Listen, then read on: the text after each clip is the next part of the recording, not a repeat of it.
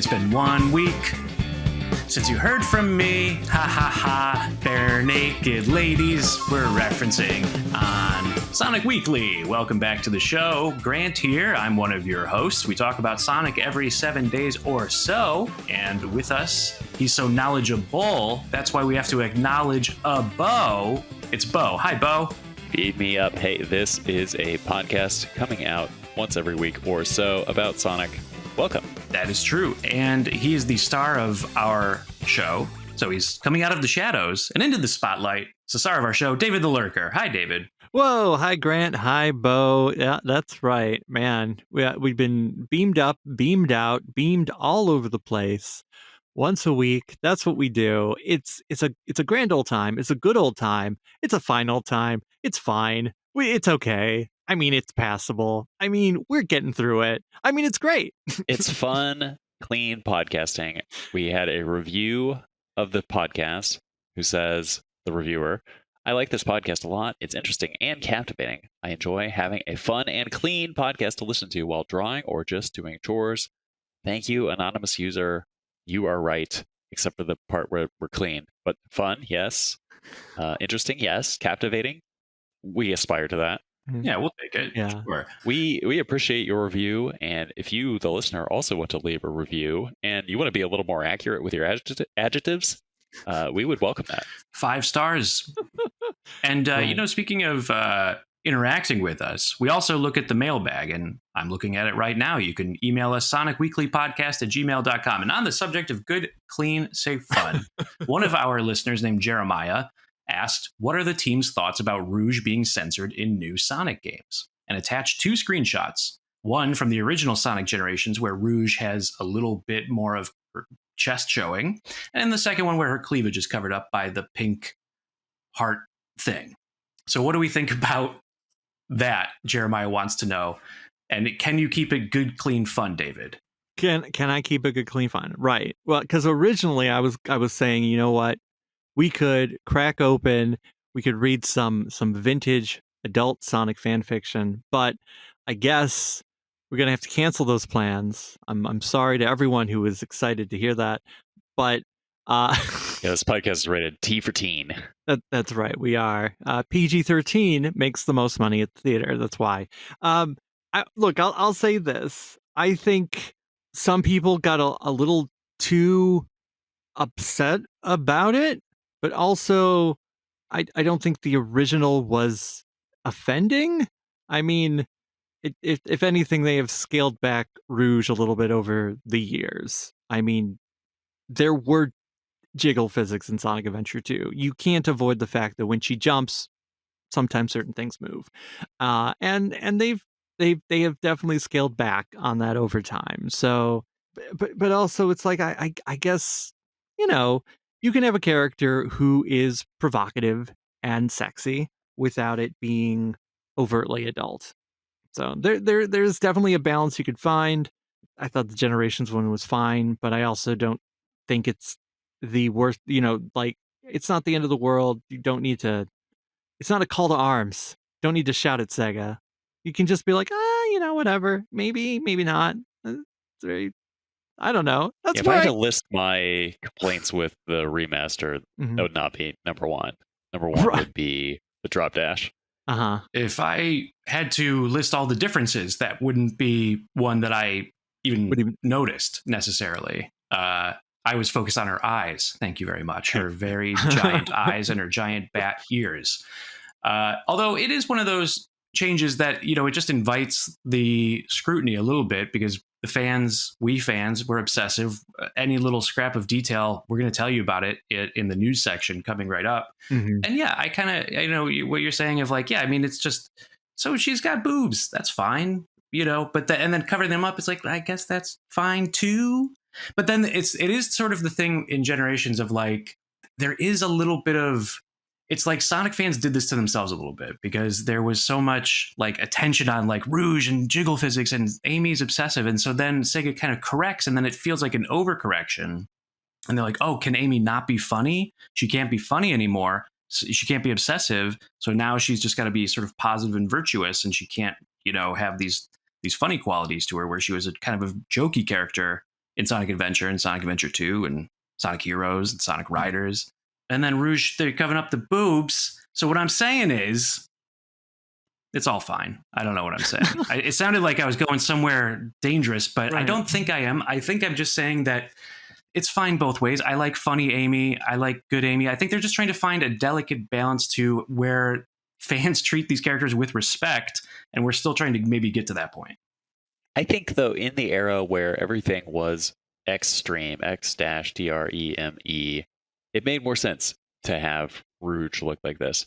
And, we're not in that era now. Maybe it'll come back around, but I think the moment moved on.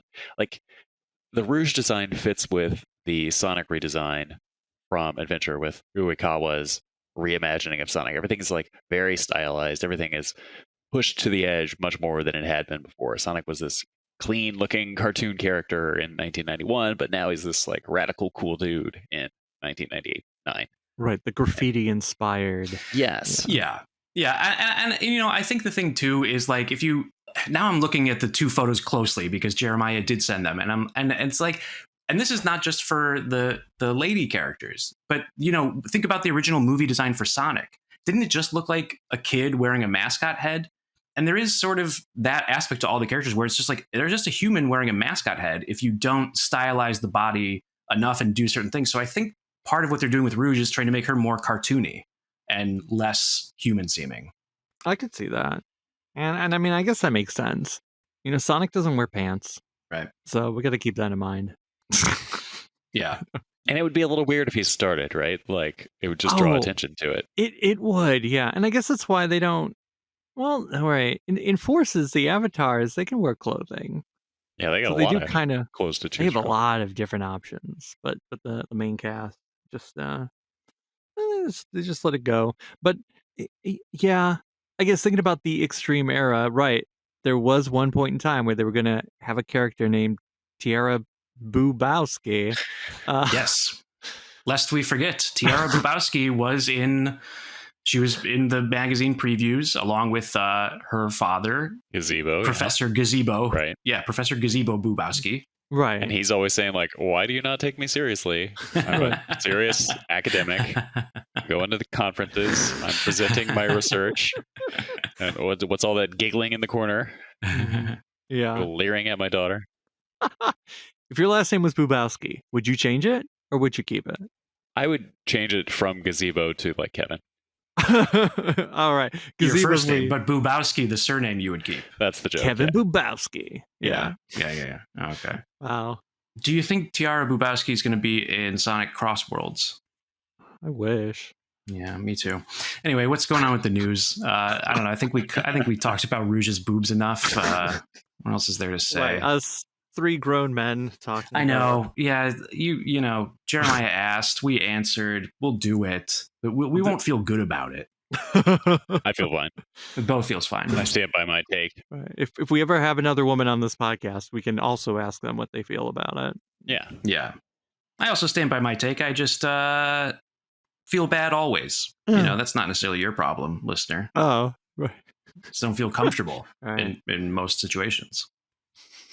Anyway, how about that news? David? How about that news? What are we doing? What's going on in the news? Let's just look up some things. Of course, we're looking at sonicstadium.org as we always do. We can just go up the list. What happened? The New York Toy Fair happened. They showed off some Sonic toys. We don't really talk about the toys. DC, David. Batman, Superman, Green Lantern. No, I'm going backwards. I'm starting what's at the bottom. Oh. And actually, okay, we'll start with the top story. Look, it's coming out next week. By the time you're listening to this, it's not out yet. But next week, Wednesday, right, Comic Book Day, DC X Sonic is finally, the first issue is finally coming out, and they released some preview pages of that. Adam Bryce Thomas is doing the art, one of the stable of artists on the IDW comic whose work I've been enjoying, and the preview pages I think look mighty nice. Right. But I guess I kind of want to spin this one out from the news a little bit because we like DC a lot. Yeah. You're a big Superman guy. Yeah. Do you think Superman and Knuckles is the right? Do you think they've paired the characters off well? It seems like they're all kind of logical. Does anything, stick in your craw though? I mean, I guess for the most part it makes sense because you can't have Sonic be like Sonic and the Flash is the obvious pairing. You have to go with that. I think even back in the day when, in the 90s when Archie had the license and there was talk of like, could we ever cross over with DC?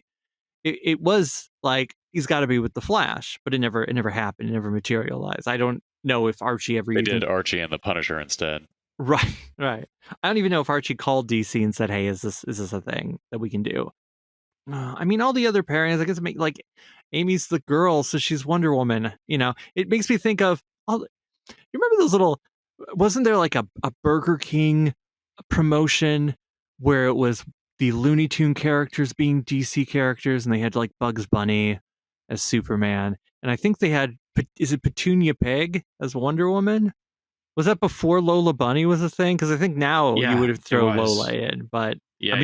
It was it was like a year before Space Jam. It was right. Maybe so there was no Lola on the table, but it's like, yeah, I guess Amy is the one girl, so she's got to be the one woman. I would put Rouge with Catwoman, right? Yeah, yeah. If they were doing a more full, because there's plenty of Sonic characters that are just off the table. Rouge and Catwoman would make a lot of sense, and Blaze is not there. Amy is the only gal. Right, Amy's right. Like you can have. Who would Blaze be in the DC universe? Starfire. Ooh, yeah, I like that. That's neat. Yeah, now like if Sonic is the Flash, you could have had Tails be Kid Flash because Tails is kind of Sonic's sidekick, but I guess they wanted Cyborg. They didn't want that. They made him Cyborg. Like I think maybe that's the one that I'm the most like I don't know because. I know Tails is about tech and gadgetry and stuff, but sometimes I think they lean a bit too much into it. Agreed. Also, Silver's there's plenty of telekinetic superheroes in the DC universe, right? You can just like make a thing float with their mind. I guess. Although now that I'm saying that, I can't think of a single one. Yeah, me either. I know. But like, there's got to be plenty of that because I'm like. Right, the only thing I could think of is Superboy's tactile telekinesis, which isn't the same thing at all. And that's 90s Superboy. I don't even know if he still does that anymore. Shadow and Batman, they make sense. That's an obvious pairing. Yeah. And I think they're trying to keep it to the Justice League. So that's why Green Lantern and Cyborg. But, there's other members of the Justice League. Amy could have been Zatanna. Zatanna? Because, like, if they're going for the magic. What about Big Barda? Oh, Big Barda. Could be, I don't know, Mama Robotnik. You could have gone wild Big. and like where you could have Big's a strong. He's or Bark. What if they made Big Plastic Man? I like that. I don't know why. Yeah, just something. I feel like Plastic Man would definitely just want to look like Big for whatever reason. Charmy as Aquaman. Oh, well, right, because there's not really a lot of underwater characters. I know there were some fish in the like post Archie reboot era, but we don't really have Chaos, maybe. Oh, yeah, I guess. I don't know. I guess it's just Green Lanterns can make things float with their ring because they could grab it with the ring. It's fine. Is Silver a character who can overcome great fear? That's what I need to know. Yeah, I mean, it takes a little bit of bravery to leave your crisis city behind and sacrifice your friend. Yeah. Okay. Oh, I didn't see until just now that one variant cover where it's Batman and Metal Sonic. That looks kind of neat. I like that. I mean, I'm gonna pick this up. I'm interested to see it. I need to read it before I can go, yeah, this is good, or oh yeah, that's fine. What's the high watermark for this sort of crossover thing? Like, what is something people look back on and say, "Oh, that worked well"? There's been pretty good ones recently, and this one maybe I guess is 10 years old at this point. But Batman and the Teenage Mutant Ninja Turtles have crossed over a few times, and that has been successful each time that they've done it. And they even made a animated movie out of one of the crossovers that's also pretty good. So it's definitely not unprecedented for the Justice League and the DC stable of characters to be like, I don't think the Sonic cast is the weirdest group they've met. No, I mean, they've definitely met the Hanna-Barbera cast of characters. That's a little weirder. Looney Tunes. They interact with every Superman, Bugs Bunny had a limited series. It's just the the two of them going at it. Well, not going Ed and Eddie with Daredevil was too much. I know that's not DC. Right. Yeah. No. DC is definitely. I mean, one time Superman teamed up with some kids who liked Radio Shack. That was that in a Radio Shack commercial? That might, yes. There were some comics that you could pick up at Radio Shack, and Superman was like, "Yeah, kids, you can save the day too," and they went, "Yay, we did it." I always thought that was funny, even reading the Archie Sonic comics, where they would slip in the ad comics for like the dinosaur chewable candy. Like, you weren't supposed to notice that suddenly the story changed and all of a sudden we're in a new comic scenario. Or do they think because I'm reading a comic already that I'm going to like their product more because it's in a comic format? Yeah. I don't know, but I found it to be condescending and I didn't appreciate it. Oh, so I liked it when comics would put in comic ads, but they weren't necessarily like the most blatant. I guess I'm thinking about like the Three Musketeers comic series, where like on the back of a book or in the middle, there'd just be a page of an ongoing saga involving Three Musketeers candy bars, or the Capri Sun saga. Oh, but then again, I really like those Hostess fruit pie ads that the DC and Marvel heroes used to do. Where you would stop the Joker. Oh yeah, because of a Hostess fruit pie. I remember those. That comic ad that really stands out to me was the back of several Sonic comics had this full page Twizzlers ad with a black and white photo of a guy, and he had red Twizzlers on him. Yes, the Twizzlers ad is iconic. You can't. There's that, and I think also the Kit Kat ad, where it was like the lyrics to the song, but you had drawings for the words to represent it. I can remember, aside from the dinosaur chewables, there was also Kool-Aid and the Kool-Aid Man comics. So it would be the familiar Kool-Aid Man situation where you're resting peacefully and then he bursts through the wall with Kool-Aid and refreshments. And those were comics in the middle. You don't get that now when you have the digital comics. When you're buying Kindle, you don't get those ads. No. Very sad. I feel like, comics just don't have enough ads in them anymore. IDW doesn't even have ads in their books from other things. It's just the story and then some trade ads for other things they're publishing. I guess some people will be like, yeah, you don't have to deal with the ads, but advertisements in comic books, just like ads in magazines, like those are time capsules. They put you into time and place. When you read an old issue of anything from the 90s, and it's like everyone was smoking all the time. Yes. And they all had milk mustaches. Yeah. Everybody was getting milk for some reason. They were all milked. Yeah.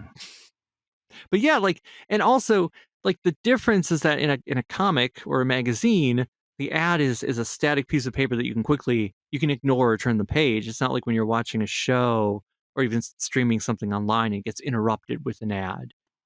That they're presented differently. It's a different part of the tapestry. So the ads don't take away from the experience. It also keeps the cost down. That's true. Yeah. And comics need to keep the cost down. Comics are too expensive. Like single issues, they're way too much. And they're just going to keep on going up. Because nobody buys paper. Or it's just paper prices. Look, comics, what I'm saying is they just need to start putting Sonic in grocery stores again, and we need Twizzlers ads in them. In fact, I would say 48-page comic, 24 pages of story, 24 pages of Twizzler ads is what I want. That was the golden era for me. Like on the way home from school, it's like, hey, Dad, how about we stop by grocery store? I know you need to pick up some, I don't know, dental floss, but what if I just wander over to that comic stand? I know it doesn't usually get put out till Tuesday, but maybe they're a little early. Yeah. This week. Oh, hey, what do you know? They're there. Super special number 1. Those were the days. Those were the days, my friend. Mm-hmm. They were good. They were good. And now the days are fine too. But back then, the days were good. That's right. Anyway. Right. Yeah. This is unrelated to Sonic. I'm going to halfway complain for a second. Yesterday, they announced Superman, the Triangle Era Omnibus Volume 2, which I'm like, one, super excited that DC, I guess, sold enough that they were justified in continuing giant omnibuses full of the, early 90s Superman material. Yay. But for whatever reason, the back half of the omnibus has the first half of the Death and Return of Superman, which is a little bit of double dipping, because one of the few Superman omnibuses that have existed forever, and in fact was released 3 times because they screwed up the first 2 times, was the Death and Return of Superman. So the whole saga is in one giant omnibus, and it felt like, oh, you're doing the Triangle Era, so Volume 2 would lead right up to the beginning of that, and then the volume after that would be after. But instead, they're like, no, we're gonna cut the Death and Return in half and shove part of it in Volume 2 and presumably the rest of it in Volume 3. And I think that's going to affect sales, because some people are like, I don't want to double dip.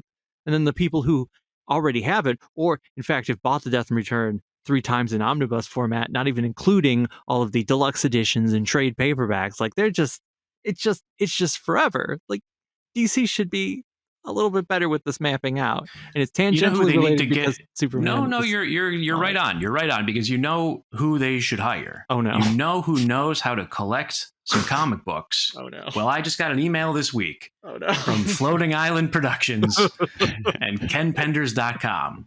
Apparently, I got on this mailing list when I bought the Lara Sue Chronicles, and now he's threatening to put my name in one of his books because I did such a thing. You did do. Oh, apparently he's doing it to everybody who bought the Lara Sue Chronicles. You're going to be tarred and feathered for all time in probably a very attractive collection, hardcover, high quality pages of the Archie. Attractive, like held for like at arm's length. You're like, oh, this is a nice sturdy. But what is going on with the character models here? We have talked previously. I'm sure I've complained, like, he's messing up the art, he's messing up the colors. I'm not excited about this. Oh yeah. But we might as well talk about Ken. He recently, where the hell is his blog? He made a post on his website called "The Future of the Mobian Adventure Series line is now," and he talks about his future plans. I guess he's allowed to use Mobian. What? He's got Mobius? Did he get Mobius? He didn't get the word Mobius, but Mobius may be generic enough, or the Mobian may be generic enough that he can get away with it. And he talked about, like, what's coming up next. And so after the Knuckles Omnibus is released, which goes up to issue 6 of the main series, and it has like all of the early Knuckles stuff before that. Next is Scott Shaw's Sonic Days, which is the original Sonic miniseries. Scott Shaw is involved in this production, so that collection I think might look right, because I don't think Scott Shaw would let Ken's recolorist alter his work in a way that it makes it look bad, So I have some faith in Scott Shaw's collection. So 160 pages, price of $50, because it's supposed to have some extra stuff in it. Who knows? But then after that, here's the thing. He's going to take sometime in October, I'll begin taking pre-orders for the Shadow Files, which will collect stories featuring Shadow, as seen in Sonic the Hedgehog issues 98, 124, 125, 145 through 149, 157 through 159, and 166 and 167. Now, here's the thing. Ken Pender's last issue was 159. Ian Flynn's first issue was 160. 166 and 167 are the 2 parts of Mobius 25 years later that Ian Flynn wrote. I don't think this is going to happen. I think Ken he's been testing the waters, and this is his most extreme test yet, because he's going to publish work that Ian wrote. Now, he might claim, well, I created these characters because this is Mobius 25 years later. I made future Sonic and future Knuckles. Yeah, he's cruising for a musin. Some lawyers are thinking real hard about suing him. Right. Ken didn't create King Shadow. Ken was opposed to the idea of King Shadow. King Shadow's in these books, so Ken didn't create that character. If we're calling future characters their own thing, which has been Ken's claim this whole time.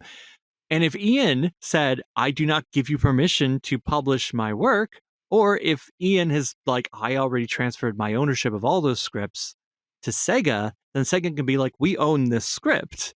This is not yours. And I think Ken's going to try and argue like, well, this is based on my material. But then you're getting even funnier because, well, his material is, of course, based on something that he doesn't own. I do want this to happen so I can read like the judge's opinion about. All right, what? Okay, hang on. Okay, so you want Sleuth Doggy Dog. You're arguing that Sleuth Doggy Dog has value. Mm-hmm. Yes, Your Honor. I believe that my intellectual property is what I'm leaving to the world. Yes, they have a signature, but is it ink? I don't remember signing it. Yeah. So, I mean, everything else, I think he's been getting away with it, and he'll continue. Like, he could squeak on by, but the moment he's touching Ian's work, that's where the hammer's going to come down. And I don't think Ken's going to win that battle. He may stop before it happens. He may say, never mind. Ian's work's not going to be in there. But he hopes to begin shipping copies to buyers sometime around February 14th, 2026. Right. The Knuckles Omnibus is $100 with a flat rate of $25 shipping in the US. Jeez. Yeah. More if it's outside the US. Is he going to hand deliver these? You know, that if he did hand deliver it, at least I'd understand the price, because $25 flat shipping for that book, which is less than 500 pages, doesn't make sense. A 500-page omnibus from any of the bigger people would be like $75, and that would still have more pages. Like, I was trying to compare prices. It does seem a little overpriced, and I understand he is a small-time creator. He probably can't order as many at once as DC or Marvel could, and I get that. But the price does seem a little too high. Also, if you want it signed, that's an extra $5. If you want it personalized, that's an extra 10. Or is it signed an extra 10, personalized an extra 15? That's what it is. Yeah, I'm not against that, but like if I get a ream of paper shipped to me, it's not $25. It's not $25. No. It will have a slipcover. Not a slipcover. It'll have the paper, like a hardcover book with the sleeve over it. So does the ream of paper. So that's true. But the omnibus has an introduction written by Dan Drazen. Yeah. And I've brought up Dan Drazen on the show before. I think it's interesting that Ken reached out to Dan and asked him to write a foreword. They mended fences after the Endgame saga? Perhaps. I'm excited to see what Dan has to say, but I don't want to spend $125 to read what he has to say. There will be scans on Blue Sky and Instagram and Twitter. I'm sure there will be scans and somebody will buy it. Of course, I'll throw this out there. If any kind listener wants to send $125, I'll do a video. Or Kofi will read it on the air. Yeah, I will read it. I'll do it. We'll go directly to David. I'll do a video review right on the channel. I'm saying this is not e-bagging because it is e-bagging. It's just because I had a hard enough time buying the Lara Sue Chronicles Beginnings. Yeah. Like, I needed it, but I'm like, if it's full of reprints and half of them don't look right, and the dimensions of the book still aren't right, and the fact he's doing all these weird things like a shadow volume, he's still reprinting them in a way that makes no sense. It's just like what Archie did. Just do them all in reading order. How hard is that? But yes, that's from Ken's Corner, which is, of course, a semi-frequent thing. I can't think of the word. A semi-frequent segment. A semi-frequent topic of interest. He's a figure lurking on the periphery of the Sonic community. He's a creator of note. He's always watching. He has made his mark. Anyway, is there any other news, or shall we shift over to Sega? Let's do the shift. I can speak. Let's not leave the comic book format entirely. So I took a look this week on Rings of Saturn at The Incredible Hulk, the Pantheon Saga. Whoa. It's a Saturn game. It's a PlayStation game from IDOS. You may recognize that name from games like Tomb Raider and such. Oh, yeah. But this game, not as well reviewed as their other output. One magazine said it was an embarrassment to IDOS, to the developers, to Marvel, and to the Saturn in general. So yeah, not well reviewed. They didn't like this Hulk game. I guess the Pantheon Saga is a Marvel miniseries, kind of like what we're talking about with these triangles and the DC. I don't know. I'm not much of a comic book person.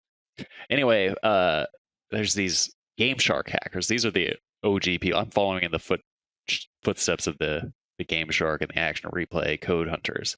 And they found years ago there's a cheat menu in the PlayStation version of this game. You could get infinite gamma. You could get infinite lives or whatever this game uses that no one likes. So you put in your Game Shark code, the cheat menu comes up, but you had to have the Game Shark. You had to have this extra thing.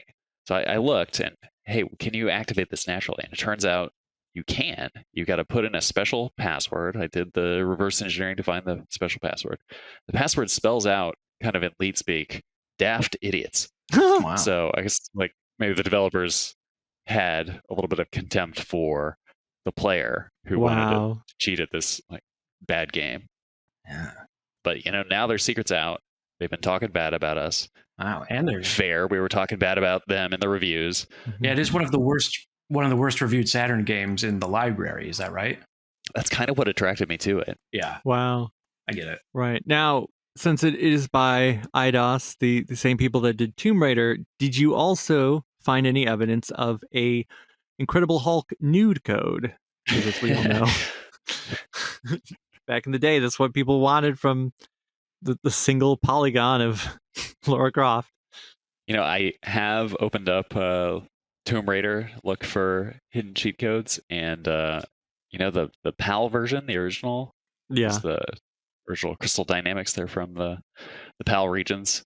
It doesn't have the same cheat codes as the other ones. It doesn't. It's missing some. Huh.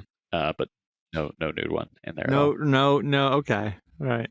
I feel so bad. This was a cross-platform edition of Rings of Saturn.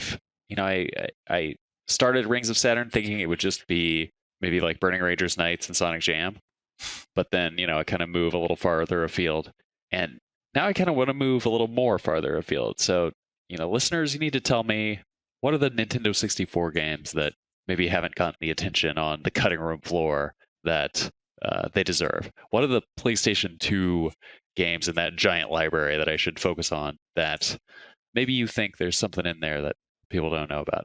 Tell the show, tell me. I want to know. Give us your suggestions. Ooh! I have one suggestion. As a Nintendo 64 kid, have people looked into the unique and strange Mission Impossible game? Oh, I don't know. It's weird. Does it have a polygonal Tom Cruise? It does not have the likeness of Tom Cruise, but it is the same character. It is Ethan Hunt. Oh. And it is the characters by the names, but none of the likenesses. Oh. And it sort of follows the plot of the first movie, but also definitely does not. And then does some other missions that are completely separate. But it's not a terrible... It is bad, but it's not... In the good old days when we were just waiting for comic books at the grocery store, this was perfectly serviceable entertainment. We had a good time with it. It's probably very bad, but I would be curious to know if there's anything under the hood that's more interesting.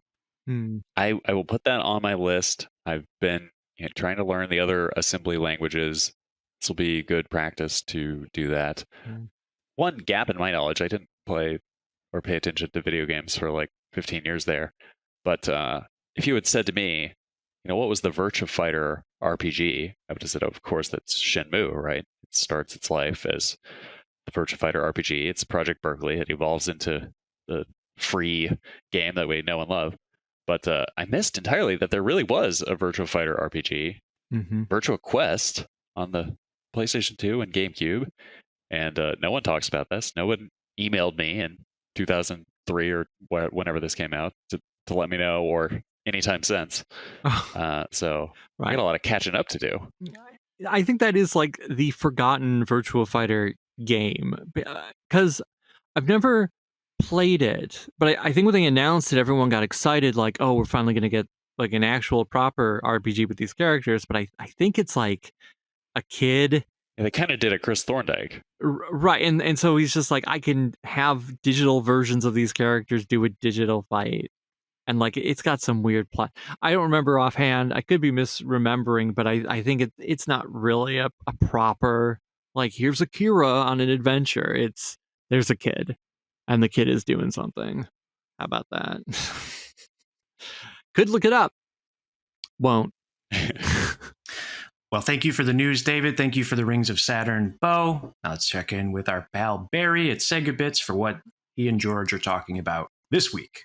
Whoa, but is it Barry or is it actually Ken Penders? That's right. We're talking about all my releases. We're gonna have the Shadow Files, and then we'll have Amy's amazing comic collection. It's gonna contain all of her stories. Hey Sonic Weekly listeners, Barry from Sega Bits here to tell you about a podcast that you might enjoy. On the latest Sega Talk podcast, George and I look back on the best, worst, and weirdest accessories for the Game Gear, Saturn, and Dreamcast in part 2 of our Sega Accessories Retrospective. Watch or listen at youtube.com/SegaBits or search Sega Bits on your podcatcher of choice. All right, well, we're back, and now we don't know where we are. We are scriptless, we are topicless, we are pantsless, just like Sonic the Hedgehog. What are we gonna talk about? I don't know. I mean, there's been various different, backup topics that we've not delved into that are possible that we could put on the table. But I don't know if Bo or David, if you have anything that's burning inside of you to drive a discussion, but I can throw out some of those backup ones that we had that are there. They include bring out the backups. Sure, they include the David the Lurker timeline, a brief introduction. They include a overview of the Sega hardware console history, just sort of a little retrospective of Sega's time we've talked about consoles, but not with a specific focus on Sega. We have danced around talking about Sonic racing games. I have recently replayed Sonic R to completion, so I'm there.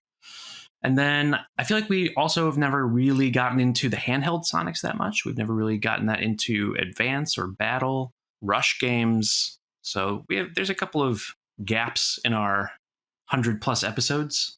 I don't know. It's kind of a quiet week. Well, the one that resonates a little bit for me is the 30-year anniversary of that Game Gear Miracle Year, 1995. You've got Tales Adventure 30th anniversary coming up. Is anybody paying attention to that?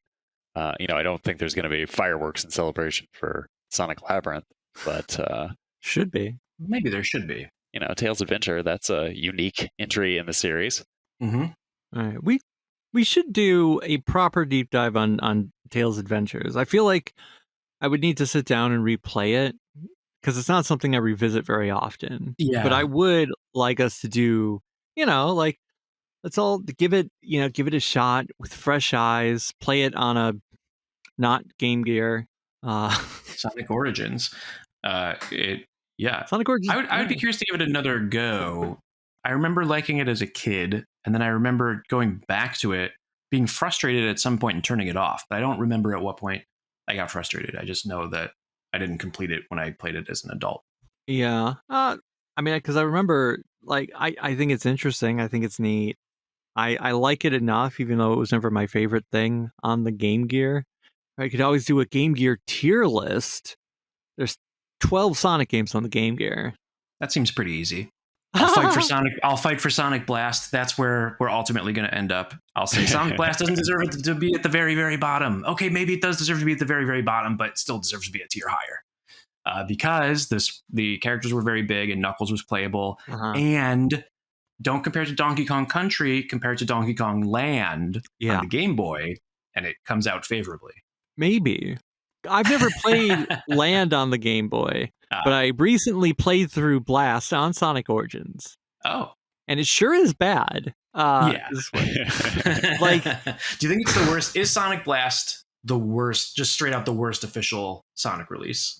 Wait, have we talked about this before? Like, what's the worst one? I guess that's where we are, because Sonic 06 is usually the go-to answer. I like Sonic 06 too much for that to. I personally have had too much enjoyment. But Sonic Blast, did I ever enjoy that? That's a fair question. Right. Because if we're going to have this conversation, we should probably remove botched ports from the discussion. Yeah. Because you could say, Sonic the Hedgehog Genesis on the Game Boy Advance, because it's a terrible version of the original Sonic. It makes a great game bad. And it's like, that's easy too. Like, we don't need to talk about weird ports. Because then I guess you get in that funny conversation, is Sonic Jam for the Gamecom considered a port, or is it its own thing? Because I would also throw that. It's its own thing. Yeah. So we that might be the word, but yeah, just straight up like mainline. Well, by mainline, like a Sonic platformer. Let's go with just like this is a game that's meant to play like a Sonic game. It's not a weird puzzle game. It's not a racing game where you have to. It plays by different rules because All Stars Racing Transformed. Everyone loves it. It's fun. It has Sonic, but can you call it a Sonic game? I don't know. Like, it's a racer. Well, it has the first word in the title of the game is Sonic, right? And I mean, like, that doesn't even play into the line of, is this a bad game, because it's not. But yeah. Let's talk. Okay, but back to just is Sonic Blast? Is Sonic Blast the worst game for you in the franchise? Because it really has got to be that Sonic Chronicles or 06 for you specifically. And we'll get to Bo and me, right? But I'm just sort of curious. You're kind of on the hot seat right now of like Sonic Blast. You just played it. I did just play it. You know what? I think I would put Sonic Blast like pretty much at the bottom. I'm trying to think if there's any other game that's worse, because like Sonic Jam for the Gamecom, I haven't actually played it.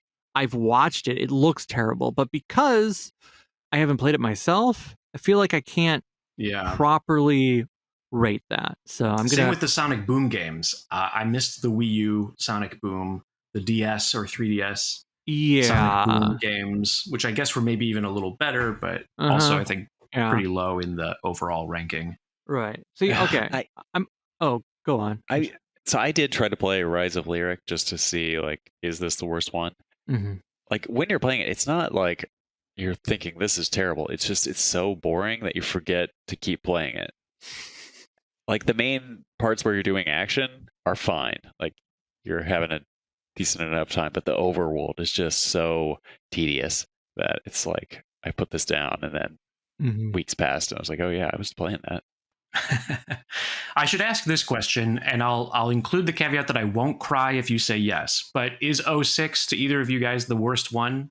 It's got a fair case for it. It's the one they should have sent back when the quality control department all quit and said, if you release this game with us in the credits, your children are going to hell. Right. They should have just packaged 06 with Unleashed, held it back, finished 06, and just had to be a twofer. I would not say 06 is the worst Sonic game. I had made a tier list a few years ago, and I was like, what did I put at the bottom? And then I forgot that I made my tier list weird, where instead of it just being ABC, I gave it categories, and I'm like, trying to be funny about it. Sure. Right. So originally I had two categories at the bottom called Beautiful Mess and Not So Beautiful Mess. Right. And I feel like, so the Beautiful Mess, at the top of that, I had 06. Underneath that, I had Shuffle, 4 Episode 2, G-Sonic, and then Rivals 2. 4 Episode 2 is worse than 4 Episode 1? No, because the Not So Beautiful Mess, I had an extra layer, which has Forces, which I think I may have been a little harsh on. I think I'm a little harsh on Forces there. This is before Frontiers was even released when I made this. And underneath that, the first Rivals, Secret Rings, and 4 Episode 1. But I am looking at that and I'm like, Sonic Rivals, those two, I never finished the second one. The first one, I definitely had issues with. The Rivals pair might be worse than G-Sonic to me. But 06 is still above those. And also Episode 1, I'm not sure. Episode 1, I think, might be better than G-Sonic or Sonic Blast. I'm calling it G-Sonic. Really? I think they're like equal. Yeah, like Episode 1 has its fair of issues. Its fair share of issues. But in small bursts, secluded areas, I think there can be fun. Like a little bit of the first zone is okay. Yeah. But like once you get to the casino one, it's like, this is awful. This is dreadful. Yeah. But Sonic Blast, I feel like I never had that moment of like, this is fine. And then by the time you hit the end where you have to warp around like you have to hit the proper warp paths to get to the end. I'm like, this has just been a big waste of time for everyone involved, including those who made it. They should have just made Donkey Kong Country 4. I do kind of like Sonic's double jump in Blast because he has those little sparks that. Yeah, okay, I'll give you the cool sparks. Effect. Those are neat little. I want the sparks to come back, but no, I like your what was it? Beautiful Mess versus not so beautiful mess. That's right. Good. I guess my 4 quadrants are defined by the axes, big swing and like big miss. Mm-hmm. And if it's like a little swing and a big miss, that's you don't want to be in that quadrant, Right? Or a little swing and a big miss. Maybe that's even worse because it's like you weren't even trying and you still screwed it up. You still root, yeah. So Yeah. like 06 and Unleashed are huge swings, right? I can appreciate that aspect of both of them, and both of them have this irrepressible energy that I am attracted to.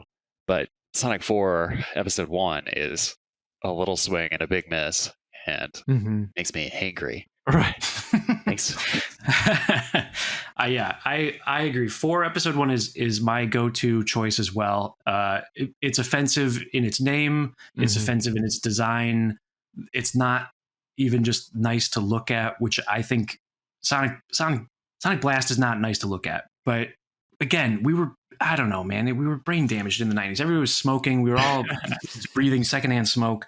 Oh man, do you miss secondhand smoke like in a restaurant where you're like you're in the non-smoking section, Sure don't. but then there's just the waft? Your mother drinks coffee. Yeah. My mother always went to the smoking section. My mother loved to smoke Henson and Bedges Deluxe Ultralights Menthol. That was her go-to cigarette. Oh, nice. Yeah. My parents also smoked cigarettes, and they ran a diner. They owned and operated a diner where there was a smoking section while it was still legal. And when it was made illegal, they just stopped having a smoking section. But what a hilarious idea a smoking section is, or a non-smoking section is, in a place with smoking. Right. Ridiculous. That implies... Over here is our smoking section. 3 feet over here is our non-smoking section. Physics. They don't work in here. You got to go through the airlock to... That's right. I guess you could have been fancy and had like 2 separate rooms. Yes, but they didn't. No, I mean most diners wouldn't. I don't. Wow.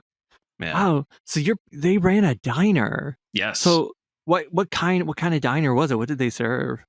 They served breakfast, lunch. They were not open for dinner most of the years that they had it. Okay. They had a famous lunch called a chili mac. Whoa. Which is spaghetti with chili sauce on it. Oh. Maybe Sonic the Hedgehog would like that. And yeah, they were known for like breakfast, and they had all their regulars and stuff. And I worked there. It was my first job when I was a teen, 13 or 14. Before it was legal to work, I was still working there anyway. Child labor, washing dishes, doing stuff like that. That's how it works. Yeah, that's how it was. Wow, that's fancy. Yeah. Wait, the spaghetti and chili, isn't that called Cincinnati chili? Or I guess Cincinnati chili also has a lot of shredded they have cheddar Skyline cheese. Chili. Yeah, the Skyline. I think it's got cigarettes in there.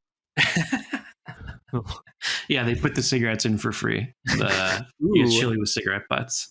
That's the main export from Ohio now is cigarette butts. People and cigarette butts. People. That's what they're sending out. Yeah, people are just trying to get out en masse. Maybe, I don't know. Right. Well, I mean, Ohio does seem like a bad idea in general. Ohio, the word. Do you know among maybe Bo knows this? Maybe classmates of your kid. Ohio, I guess, is like a word for either Gen Z or Gen Alpha. But the kids much younger than us, they like Skibidi, they like Riz, and they like Ohio. And I don't know why Ohio is one of them, but Ohio is one of them. Wow. Do you know anything about what I'm saying, or is that just? I don't know anything about that. Although I do feel like people are missing out on.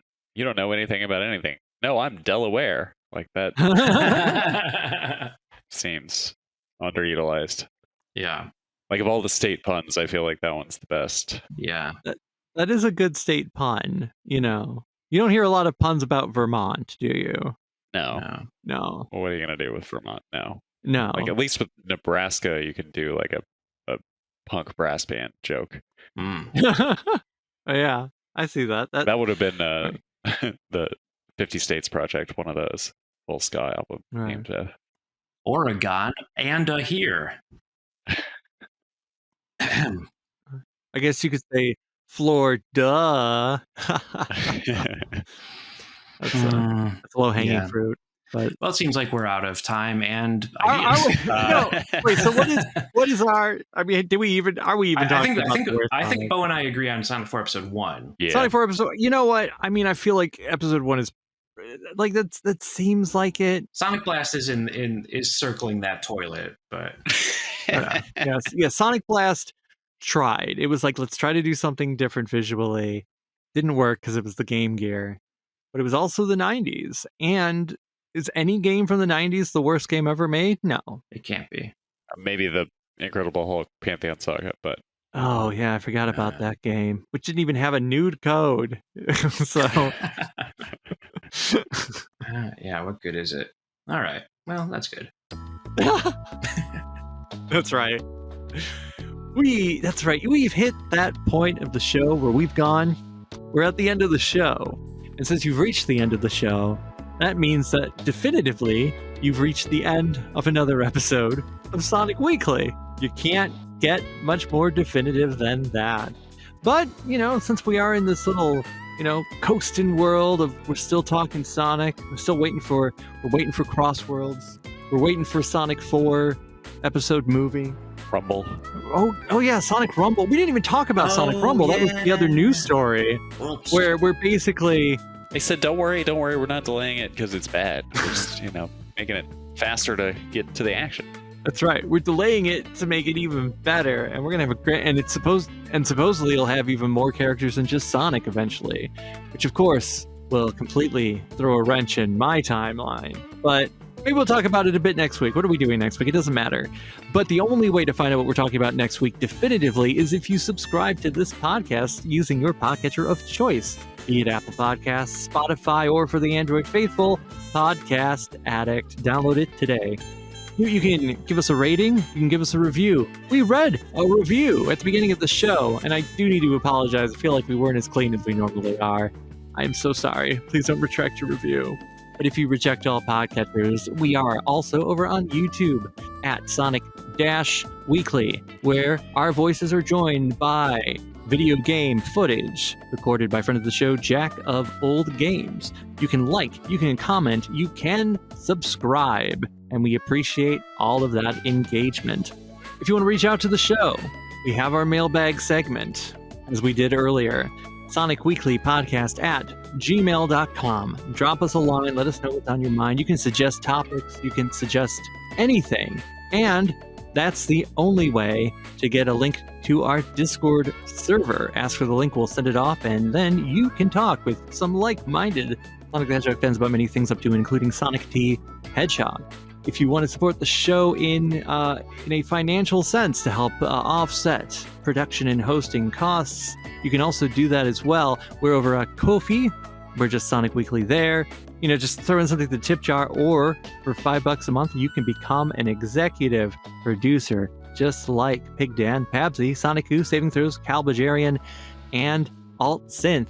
Thanks to all of our executive producers. And if you become one, you get some stickers, physical stickers from Wife of the Grand, Ashlyn. You can stick them on anything that you can put a sticker on. You'll like it. This month they're getting little portraits, little things you can hang up on your frickin' wall. Whoa. Yeah. That's fancy. Yeah. Gotta thank Smoovies for the edit, as always. Yes, thank you, Smoovies. Thank you for editing. I guess I never say it outside of this, but I feel like I should say, hey, Smoovies, thanks. Great job, dude. Yeah, he does a good Great job. job, Smoovies. Yeah. Yeah. We love you. Because, he's not here, so he never gets to hear it. I'm saying it now. Love that. No guest. No thanks to no guest. Guests will return. We will have a guest eventually again. Yes, the guests are in the pipeline, and we're going to grill them about Sonic. But until then, I will thank, as always, Bo and Grant for, hanging out in their little podcast studios. They paid tens of thousands of dollars to get set up. High quality microphones made in the heart of the sun, forged out of steel and love. or maybe it was something they bought at Radio Shack back when it still existed in the 80s. I don't know. What am I doing? This has gone on too long. Thank you, David. Thank you, Bo. Thank you, listener. Bye.